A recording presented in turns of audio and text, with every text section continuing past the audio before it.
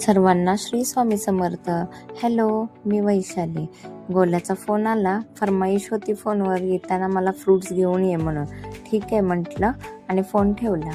Night होती, मी स्वयंपाक काय केला नाही म्हणून मी चायनीज सेंटरला गेले आणि त्यांना ऑर्डर दिली. म्हटलं ऑर्डर रेडी ठेवा, तोपर्यंत मी आलेच. इथे शाळा पाहिल्यावरती मला अंगावरती काटा आला आणि असं वाटलं की गोल्या कधी बघता बघता मोठा झाला कळायलाच नाही. गोल्याला आता शाळेत घालायची वेळ आली हे आठवलं तर टेन्शन येतं.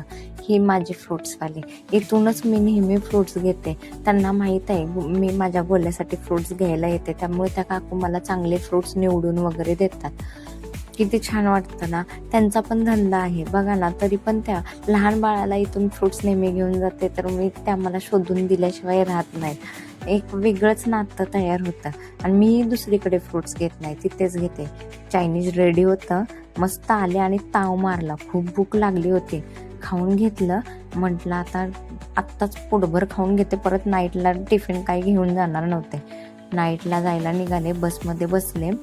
मस्त वातावरण झालं होतं. रात्रीचं असं बघितलं ना की झोप येते, नाईटला जायची इच्छाच होत नाही. पण काय करणार, नाईटला जायची एक्साइटमेंट का असते, कारण 2 हक्काचे ऑफ भेटतात. 2 हक्काच्या ऑफमध्ये तर घरे जाना तो बनता ये ना, बनती केले.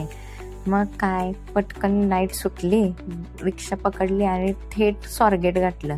स्वारगेट गाठल्यावरती स्वारगेटवर नॉनस्टॉप सातारा बस आहे का बघण्यासाठी धडपड. पळत पळत जायचं. बस तर लागलीच होती, पण बससाठी लाईन पण तशीच लागले होते. जायचं, लाईनमध्ये उभं राहायचं. पटकन नॉनस्टॉप सातारा तिकीट घेतलं की बसमध्ये बसले आणि बस निघाली.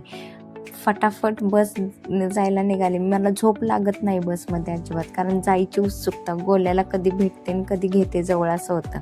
साताऱ्यामधून दहिवडी बस पकडली. हे बाळ किती क्यूट आहे ना, मला लहान बाळं खूप आवडतात. मी आणि माझ्या बाजूच्या काकू आम्ही दोघी हातवारे करत होतो, ते आमच्याकडे बघून हसत होते. खूप क्यूट मुलगी होती.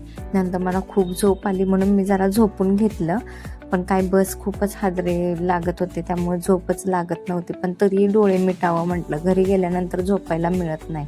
घरी आले आणि बघते तर काय गोल्या काही दिसे ना. नाहीतर दरवेळी तो या पायरीवरती माझी वाट बघत बसलेला असायचा. मी मुद्दाम गेटचा आवाज केला. मम्मी त्याला झोपवत होते, पण माझ्या गेटचा आवाज जसा ऐकला तसं त्याला लक्षात आलं की मम्मा आली आहे. मग काय, दरवाजा उघडला, लेकरू आलं पळत मम्माच्या मिठीत. कुचित माई लेकराची ताटातूट होत असते. ते भेटल्यावरती काय करून काय नको होतं. दोघं पण खूप खुश असतो आम्ही. मग काय, लेकरू पप्पे घेऊन मिठी मारून झाल्यावरती मम्मा काय खाऊ आणला म्हणून बॅग उघडायला जातो. बॅग उघडून त्याला कळालं स्ट्रॉबेरी आणली, खुश झाला. मग त्याला एक पार्सल भेटलं, त्याने पप्पांकडे दिलं. पप्पांची गेल्या वेळी आली तेव्हा चप्पल झिजली होती. बाप हा बापच असतो, तो तुटलेली चप्पल झिजलेली चप्पल घालेल, पण नवीन काही घेणार नाही. म्हणून म्हटलं चला आपणच ऑर्डर करावी. मग काय ऑर्डर केली. पप्पांनी चप्पल खोलून बघितली, पप्पांना आवडली. मला काही कळत नाही, पण तरी पण मी चप्पलमधलं न कळता पण ऑर्डर केली. पप्पांना खूप आवडली आणि छान होते चप्पल. आणि गोल्याने असं स्वीट खाऊन माझ्या ब्लॉगचा असा शेवट केला. कसा वाटला ब्लॉग, लाईक शेअर सबस्क्राईब करायला विसरू नका.